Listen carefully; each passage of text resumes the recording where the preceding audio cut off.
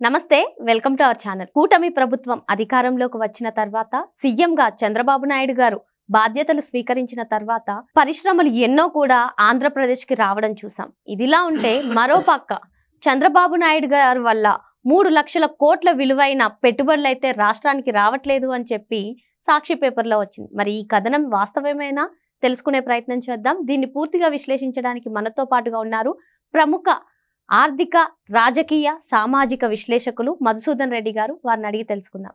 Sir, ఈ రోజు మనం చూసుకున్నట్లయితే సాక్షిలో అయితే ఒక కథనం వచ్చేసింది సార్. చంద్రబాబు నాయుడు గారి వల్లే 3 లక్షల కోట్ల విలువైన పెట్టుబడులు రాష్ట్రానికి రావడం లేదు అని చెప్పి ఆ కథనం. మరి అందులో వాస్తవం ఎంత ఉంది? దీనిపైన మీ అభిప్రాయం ఏంటి? ఇంకో విధంగా చూసుకున్నట్లయితే దావోస్ పర్యటనకి వెళ్ళిన సీఎం బృందం అంతా కూడా రోజుకు కనీసం 15 సమావేశాల్లో అయినా పాల్గొంటున్నారు. మరి ఏంటి సార్, ఏది వాస్తవము? మీ విశ్లేషణ ఏంటి సార్? నిజాలు నిర్భయంగా చెప్తామమ్మా. అసలు అది పత్రిక కాదు, అది ఒక కరపత్రిక. ఒక పులివెందల పాలిగాడి కరపత్రిక. దాంట్లో అది అసలు అందులో అవినీతి పత్రిక. అది సొంత డబ్బులు పెట్టిన పత్రిక కాదు. దాని పుట్టుకే అవినీతి. రోతరాతలకి కేర్ ఆఫ్ అడ్రస్ అన్నమాట. నిజాలు రాస్తే ఒట్టు అని నిజాలు కప్పెట్టి ఇష్టానుసారంగా రోతరాతలు రాశారు. ఆ రోతరాతల కథల వెనక ఉన్నటువంటి, ఆ కట్టు కథల వెనక ఉన్నటువంటి గుట్టు నేను ఇప్పుడు ఇప్పుతా. నేను అంటుండేది ఏంటంటే, జిందాల్ స్టీల్ ప్లాంటు మేము తెచ్చిపెట్టే అది పోయింది అని వాళ్ళ బాధ. నేననేది ఏంటంటే, అది జిందాల్ స్టీల్ ప్లాంట్ కాదు వాళ్ళు తెచ్చింది, డాక్టర్ అండ్ నటి జిత్వాని జిందాల్ సెటిల్మెంట్ ప్లాంట్. ఈ ప్లాంట్కి ముందు ఇంకొక కథ రాయాలి. ఎందుకంటే ఆ పేపర్లో మూలలో రాజశేఖర రెడ్డి బొమ్మ ఉంటుంది. రాజశేఖర రెడ్డి ముఖ్యమంత్రిగా ఉన్నప్పుడు తల్లి కడపలో స్టీల్ ప్లాంట్ పెడతామని చెప్పి దాని పేరే బెమ్మని ఇండస్ట్రీస్ లిమిటెడ్ పెట్టి 1 ఎకరా ఎంతో తెలుసా?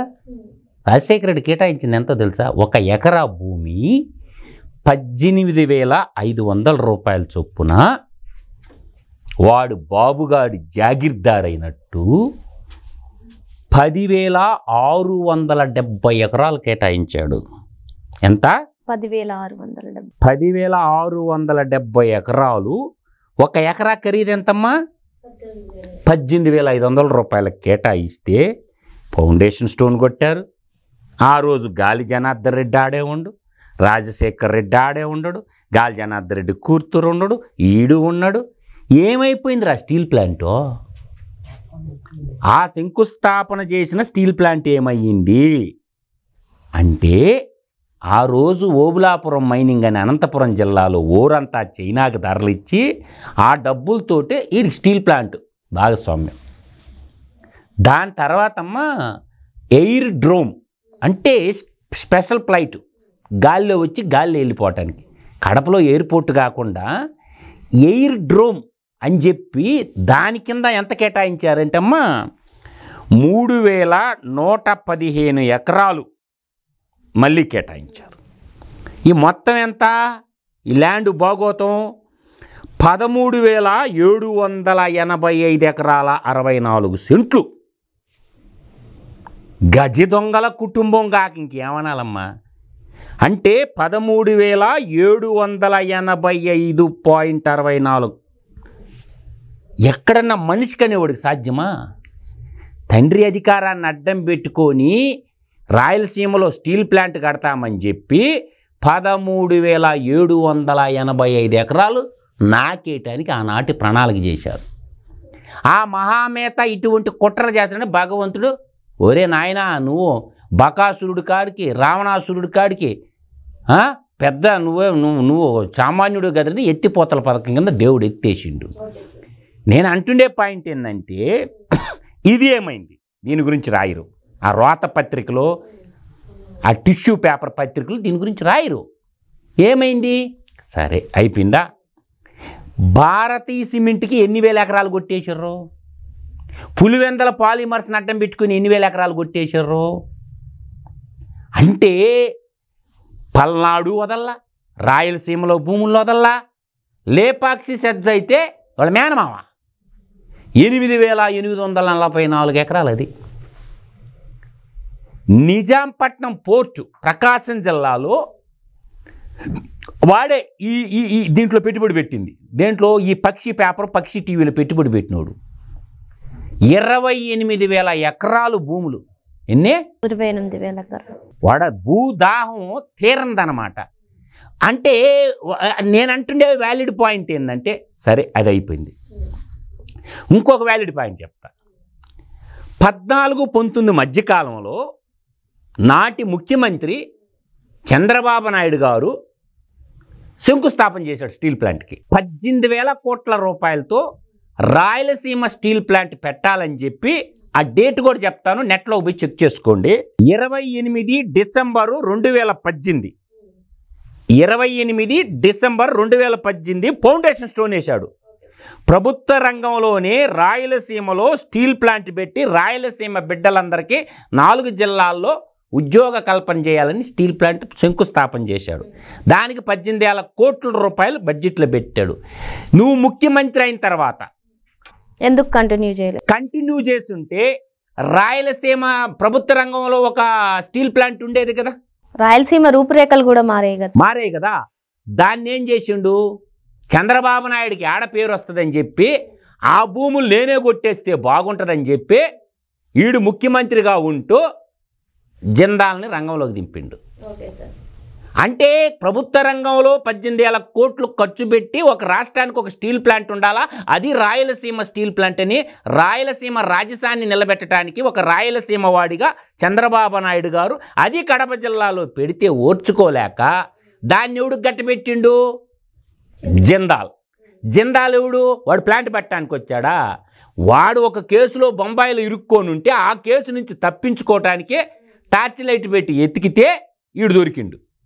కాబట్టి నీకెంత నాకెంత, అది స్టీల్ ప్లాంట్ కాదు, జిందాల్ పెట్టడానికి వచ్చింది.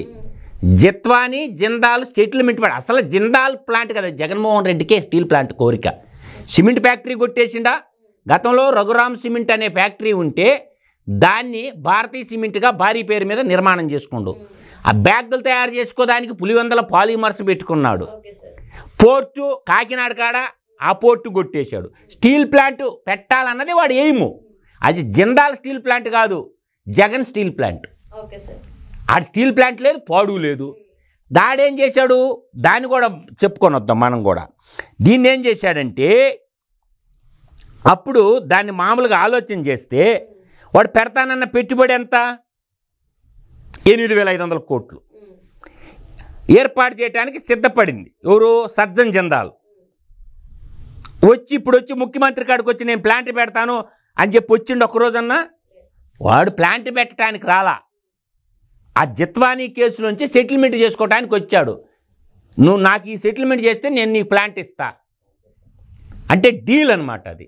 అంటే ప్రభుత్వ రంగంలో ప్లాంట్ ఉంటే మంచిదా, ప్రైవేట్ రంగంలో ప్లాంట్ ఉంటే మంచిదా?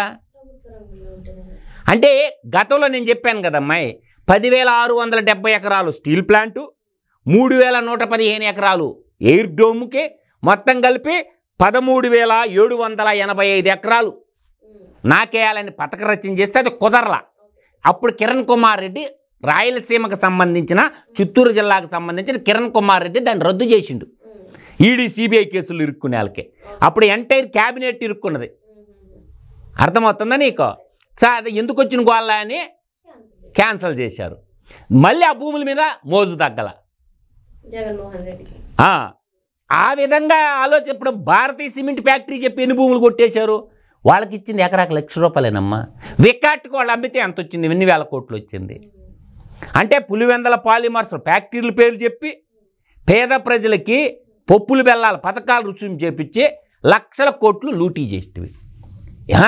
అంటే రోతరాతలు తప్పుడు రాతలు రాసేదానికంటే నీ కళ్ళ ముందు అవుపడుతుంది కదా.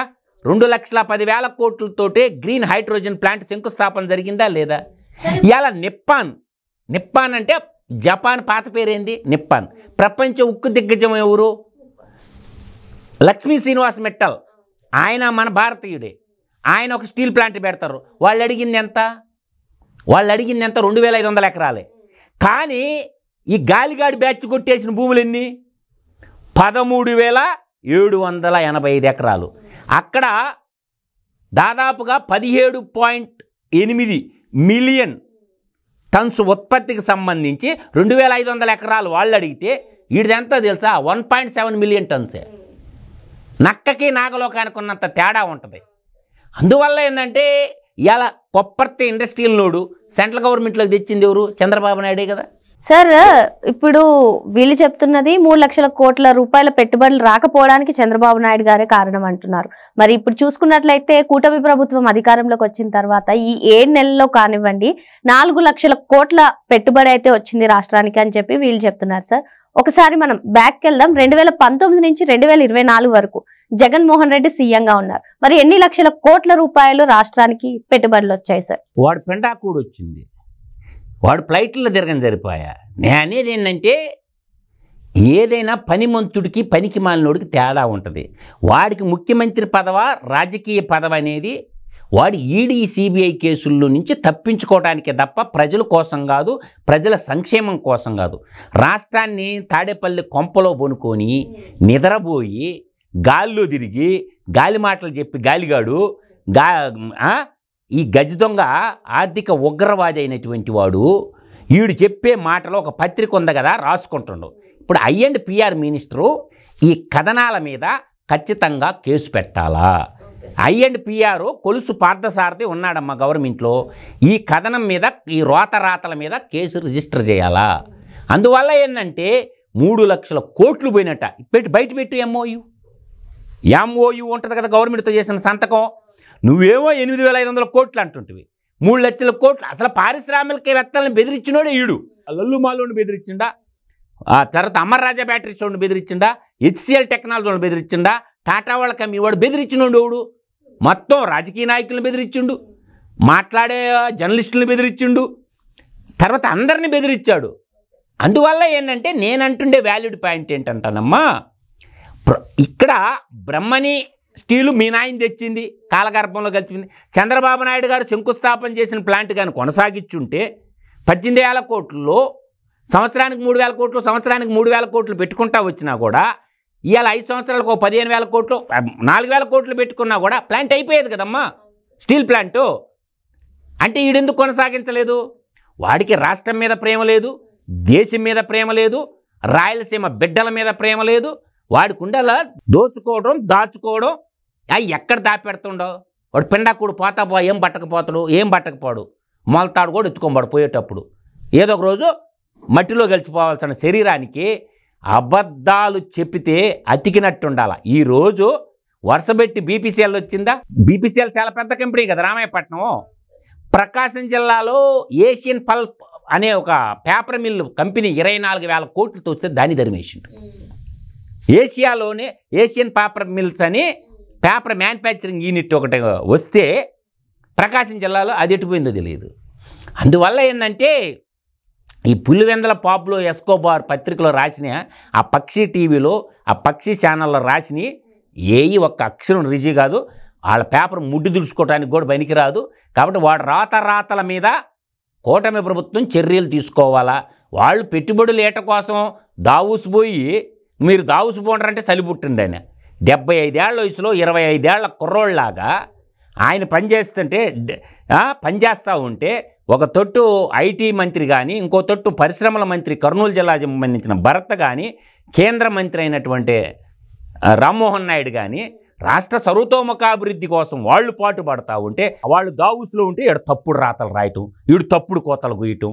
కాబట్టి ఇవన్నీ ప్రజలు అర్థం చేసుకుంటారు. ఇంకా వాడు బతికున్నంతకాలం తప్పుడు రాతలు రాసుకోవాల్సిందే తప్ప వాడికి సీఎం కూర్చి వాడు ఇంక బతికినంతకాలం వాడు సీఎం అయ్యేది లేదు, చచ్చేది లేదు. ఆంధ్రప్రదేశ్ రాష్ట్ర ప్రజలు కనువిప్పు కలిగింది. బతికుండగా వాడికి ఓటేయడు, వాడు గొర్రెలు వేయాల్సిందే తప్ప మళ్ళీ కూడా అంటావు వాడి గొర్రెలు కొంతమంది వేయాల్సిందే తప్ప వాడిని నమ్మి ఎవడు ఓటేయరు. చదువుకున్న యువత అందరూ కూడా రాష్ట్రం సర్వతోముఖాభివృద్ధి చెందుతుంది కాబట్టి రాష్ట్రం బాగుండాలని కోరుకుంటారు. అమరావతి శ్మశానం అన్నారు కదా, ఇలా అమరావతి అవుపడుతుంది కదా కళ్ళ ముందు అందరికి సోషల్ మీడియాలో ప్రతి ఒక్కరు చూస్తున్నారు కదా.